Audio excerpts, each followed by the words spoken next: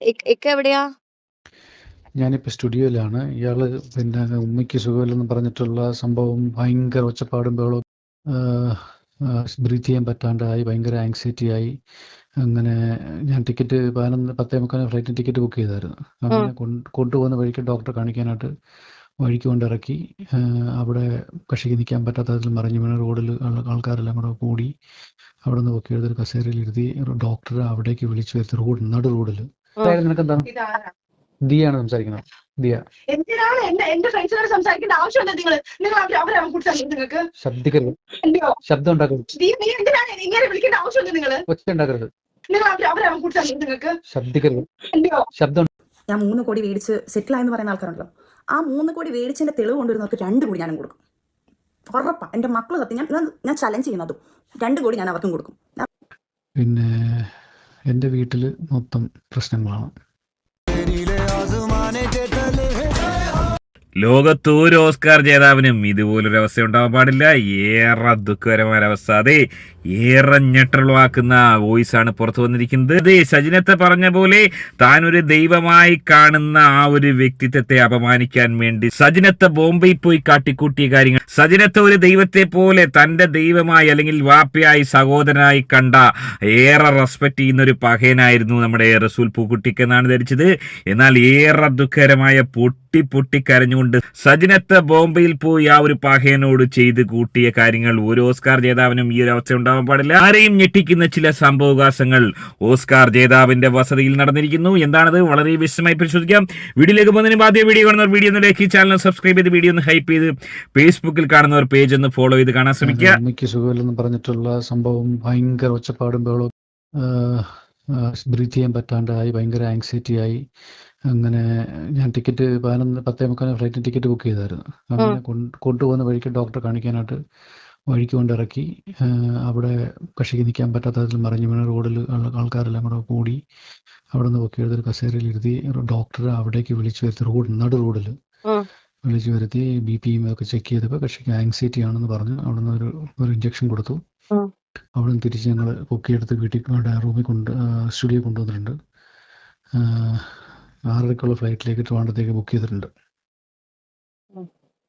പിന്നെ എൻ്റെ വീട്ടിൽ മൊത്തം പ്രശ്നങ്ങളാണ്. അല്ല, ഇപ്പൊ സാറിന്റെ അടുത്തുണ്ടോ അവള്? എൻ്റെ അടുത്തുണ്ട്. പക്ഷെ നിങ്ങൾ സംസാരിക്കണ്ട. ഇല്ല, ഞങ്ങള് സംസാരിക്കില്ല. നിങ്ങൾ സംസാരിക്കണ്ട. പക്ഷെ നിങ്ങൾ തിരുവനന്തപുരത്ത് കക്ഷി വരുമ്പോൾ നിങ്ങൾ പോയി കാണണം. ഒന്നാലോചിച്ച് നോക്കുക, താൻ ഏറെ ബഹുമാനിക്കുന്ന വാപ്പയെ പോലെയും ദൈവത്തെ പോലെയൊക്കെ കാണുന്ന ആ ഒരു മഹാന്റെ വീട്ടിൽ പോയി ഇതുപോലെ അലമ്പുണ്ടാക്കുക, നടു റോഡിൽ വീണ് കിടന്ന് അദ്ദേഹത്തെ അവമാനിക്കുക. ഒന്ന് ആലോചിച്ച് നോക്കുക.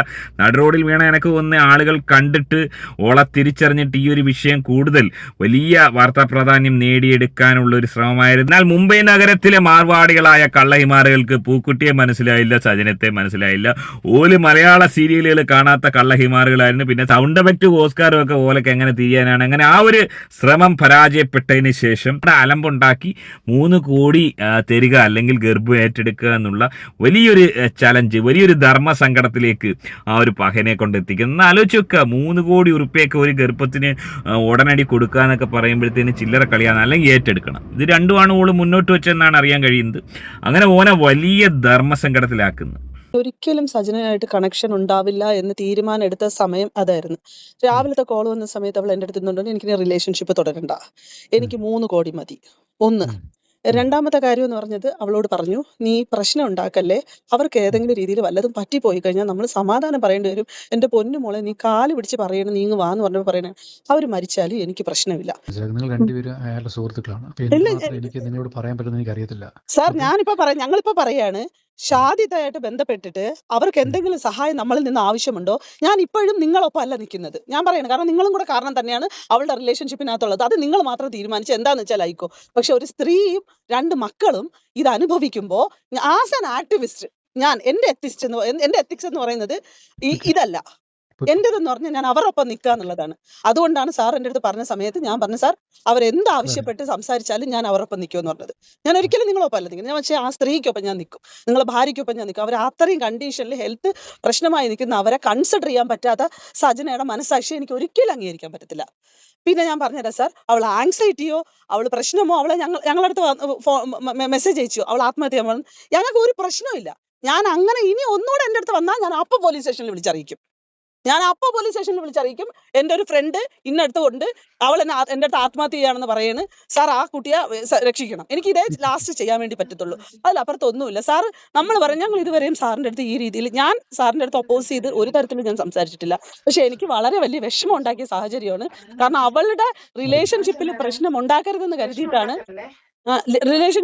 ഉണ്ടാക്കരുതെന്ന് കരുതിയിട്ടാണ് അവൾക്ക് ഒപ്പമാണ് ഞങ്ങൾ നിന്നിട്ടുള്ളത്. അവൾ ഇങ്ങ് വാന്ന് പറഞ്ഞത് അവളുടെ ഹെൽത്തിനെ ഒന്നും വരരുതെന്ന് വിചാരിച്ചു. ഒരു മിനിറ്റ്.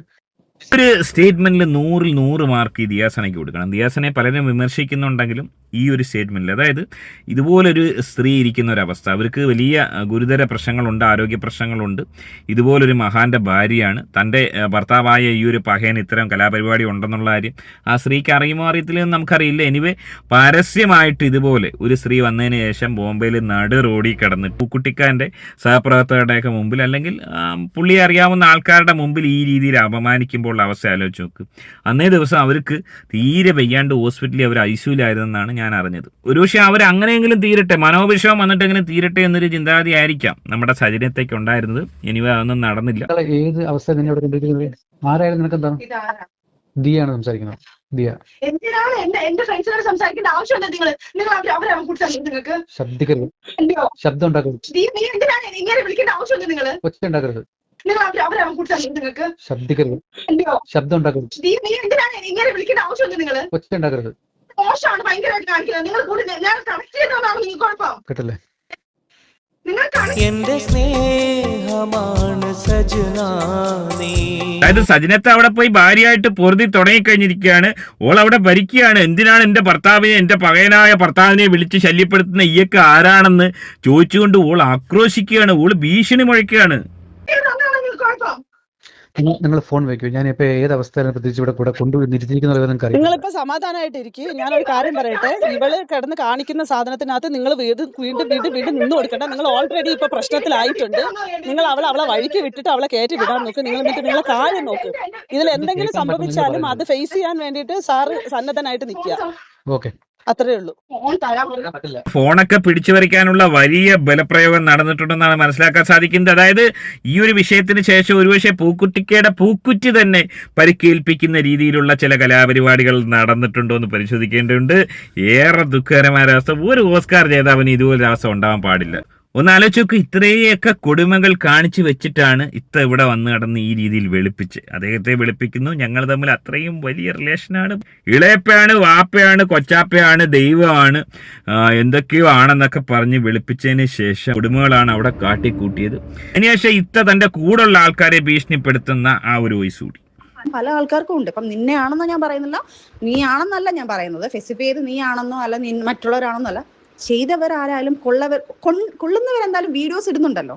അതിനുള്ള കാര്യങ്ങൾ ഞാൻ നിയമവശാ നീങ്ങുവാണ്. നീ അന്ന് പറഞ്ഞ കണക്ക് നിയമവശാലേ എൻ്റെ കുറേ സാധനങ്ങൾ ലീക്കായിട്ടുണ്ട്. അതെനിക്ക് എവിടുന്നാണ് ലീക്കായെന്ന് എനിക്കറിയണം. പല കാര്യങ്ങളും ലീക്കായിട്ടുണ്ട്. നിങ്ങൾക്ക് 3 പേർക്ക് ഞാൻ അയച്ചിട്ടുണ്ട്. അച്ചായനെ അയച്ചിട്ടുണ്ട്, ഷാലുവിനെ അയച്ചിട്ടുണ്ട്, മറ്റേ നമ്മളുടെ ദിയയ്ക്ക് അയച്ചിട്ടുണ്ട്, നിനക്ക് അയച്ചിട്ടുണ്ട്. എൻ്റെ പേഴ്സണലായിട്ടുള്ള കാര്യങ്ങൾ, പേഴ്സണലായിട്ട് നിൽക്കുന്ന സാധനങ്ങളും നമ്മൾ പേഴ്സണലായിട്ട് സംസാരിച്ച് നിങ്ങളും പേഴ്സണലായിട്ട് പല കാര്യങ്ങളും എൻ്റെ അടുത്തും പറഞ്ഞിട്ടുണ്ട്. പേഴ്സണൽ കാര്യങ്ങൾ പലതും എനിക്കറിയാം. പക്ഷേ അതൊന്നും എൻ്റെ തന്തയല്ല നിങ്ങളെ തന്ത. അതുകൊണ്ട് ഞാനും അങ്ങനെ അങ്ങോട്ട് ആരെങ്കിലും മാന്താൻ നിൽക്കില്ല. പക്ഷെ ഇങ്ങോട്ട് ചൊറിയാൻ വെച്ചാൽ ആരാണ് മാന്താത്തത്? സൈ കേട്ടാൽ പുലി പുല്ലും തിന്നു പറയുന്ന അവസ്ഥയിലാണ് ഞാൻ നിൽക്കുന്നത്. അവിടെ ഇനി ഞാൻ ഒന്നും നോക്കുന്നില്ല, നിയമവശ പക്ഷെ ചൊറിഞ്ഞു കഴിഞ്ഞാൽ ഞാൻ കയറി നല്ല രീതിയിൽ കയറി മോന്തി കൊല്ലും എല്ലാത്തിനും.